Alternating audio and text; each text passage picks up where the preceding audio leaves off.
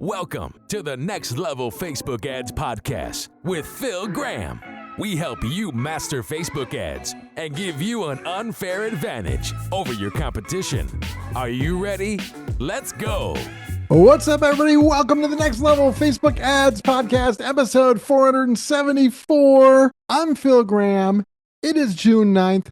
I'm glad you're here because today I want to talk about a big thing that so many advertisers make mistakes with, and that is data and timing. I'm going to talk about how much data is enough before you make a change or a decision when it comes to your Facebook and Instagram ads. And I'll say one of the hardest parts of running ads is knowing when to make a change. When do you stop an ad? How long should you let it run? Should you increase the budget? Should you decrease it? Should you test something new? Should you ignore certain things?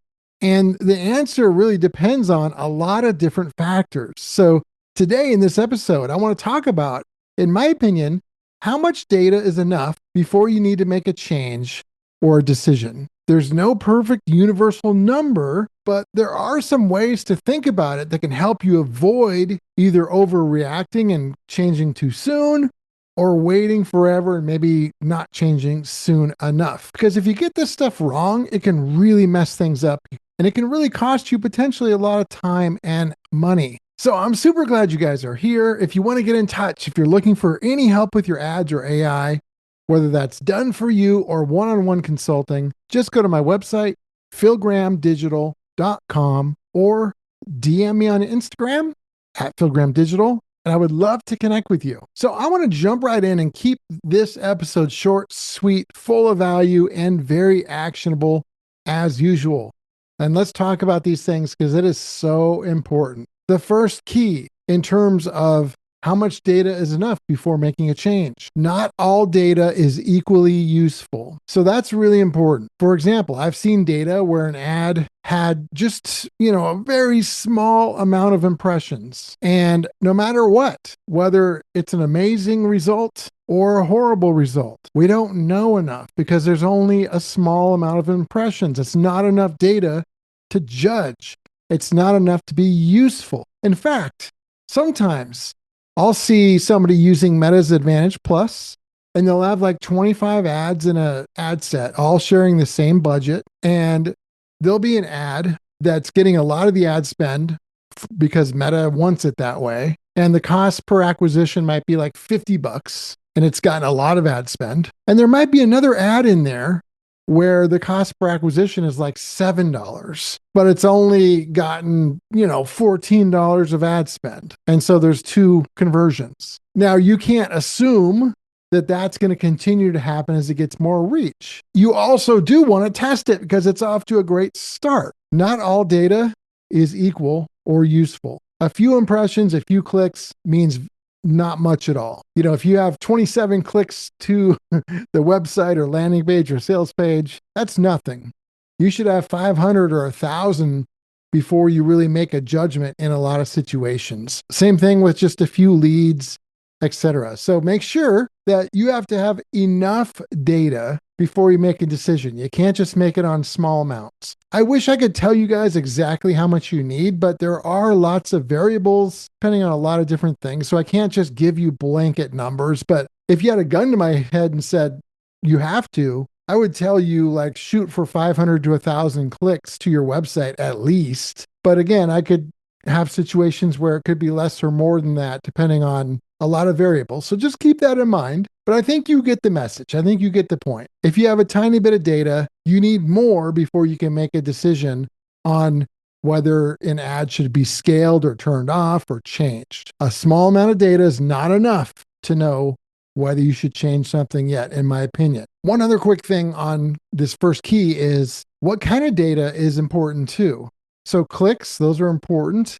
But there's more important data as well, like leads or even sales. So the deeper the action people take, the more useful that signal is. But again, you still need enough of it or else you're going to be just flying blind. So remember that. Key number 2, ad spend matters, but context matters even more. So you can't make the same decision after $20 of ad spend that you would after $2,000. That's a huge difference. months. And there are so many variables. A lead gen offer versus an e-commerce store are two totally different things. A retargeting campaign is totally different from a top of the funnel cold campaign. So instead of just asking, okay, well, how much did we spend in general? Because yeah, spend matters, but the context is even more important. You want to ask yourself, how much was the conversion? What did it cost to get a customer? You also want to think about, what is your buying cycle time? Is it quick? Do they just hop on and buy an e-commerce product? Or is it something that takes weeks or months because maybe you have like a service or a course or something like that? And you got to look at the whole picture. How much traffic did you generate? How many conversions happened? What was the cost per conversion? Is that normal for your account or not? And how long is that buying cycle? There's a lot of context here too. It's not just about the numbers of the data of the ad spend and the data inside of that, but it's the context around it as well. So it's not just letting it run long enough, but it's putting it into context, because an e-commerce shop where most people either buy or don't buy on the first visit is very different in terms of how you should evaluate your data and how long you should let things run than maybe somebody that's got a service business where the sales cycle is weeks or months. Those are two very different things. And there's a lot of other variables too within that. So you have to remember not just spend, but context and timing as well. And so that's where, to me, this is a little challenging, this topic today, because there's not just one recommendation I can give everybody, because there are so many variables. But just remember, ad spend matters, but it only matters when you understand the full context and you have baselines for what's normal in your account. And then you can decide, okay, yes, this is within that baseline. We need to make a change, or no, we don't have enough data, or it hasn't run long enough. You can make a smarter decision. The third key is you want to look for patterns. You don't want to look for one-offs or short-term things, and you don't want to look in terms of like with your emotions, because Facebook and Instagram ads and data, it fluctuates a lot. You might have an amazing day one day and a horrible day the next. The ad that is your best ad today might not be next week, and it's fluctuating. A lot of different things can happen over the course of a couple days or a week, and you want to make decisions on data and patterns, not on emotions. So when you're looking at something and let's say it's not doing well, maybe the click-through rate is low, maybe the cost per lead or acquisition is low, and you don't like it, you have to look at not just short term, but look at a longer term view of it. Is it consistently getting worse over weeks or more? Or are you just looking at a couple days? Because if you're just looking at a couple days, that's kind of ridiculous, because it's normal for things to ebb and flow over the course of a few days or even a week or so. So you got to remember that. You got to look at this in a smart way, realize that they move around, and you want to give it a little bit of a larger window of time. What I like to do is typically look at things in 2-week chunks of time. It doesn't mean I don't look sooner than that, and I may make decisions sooner than that too. Like, there are variables. But in general, I think a 2-week chunk of time is a pretty good time to where you're not typically making decisions too quick, and you're also not letting it run too long either. I think that's, like, in general, if I had to kind of give a general, number, around 2 weeks is pretty good. So you're not looking at one day or even a couple days. You're looking at a few weeks, and you're looking at patterns and trends, not individual outliers over the course of a small amount of time. And then my last key for you guys today is you want to be careful of data that might look clear, but it's not. Sometimes data looks really obvious, but we've talked about this before. The sample size of that data might be way too small. You might start a new campaign with 2 ads, and after 3 days, one ad might have 3 purchases, and the second ad might have 0 purchases, and it might look absolutely horrible. And it looks very clear. Oh, ad number 1, let's keep it going or even scale it. Ad number 2 has 0 purchases. Let's turn it off. It sucks. It's only been 3 days. It's hardly had any reach. That is not what I recommend. That is not clear data, because it's not enough data.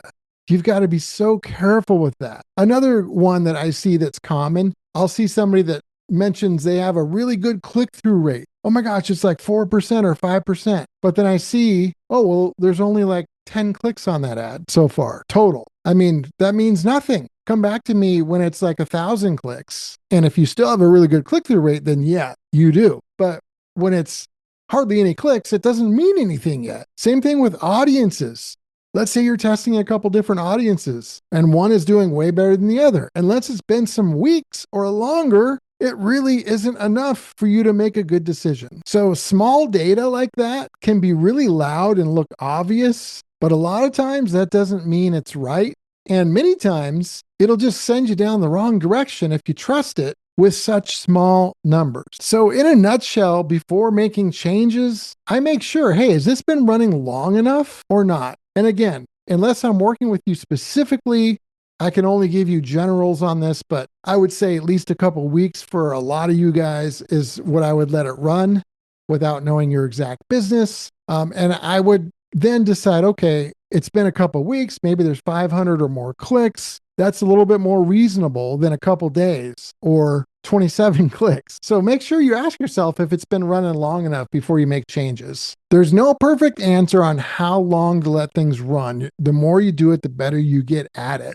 But you can get better by making smart decisions based off of not only data, but enough data. And also remembering you're not making it off of a couple days of data, but trends and patterns over time. The goal is not to just let it run forever, but you want to avoid making big decisions from small amounts of data too soon, because that's what so many advertisers do.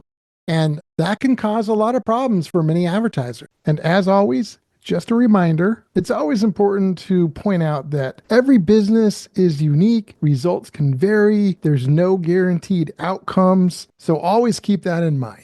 So I hope that was helpful. This is really important stuff. Episode 474 is in the books, my friends. I've got another great one for you next week. We're going to be talking about the Facebook ad funnel leak that I see all the time. The funnel leak. It is so common, causes so many issues. Make sure you check that out next week. Between now and then, if you want to get in touch, philgrahamdigital.com is the website. I hope you have an amazing week, and I will talk to you on next week's episode. Peace out. Thanks for listening to the Next Level Facebook Ads Podcast. Please remember to subscribe and share this with all your friends. For show notes, more tips, and to learn more about Phil, please visit philgrahamdigital.com/podcast.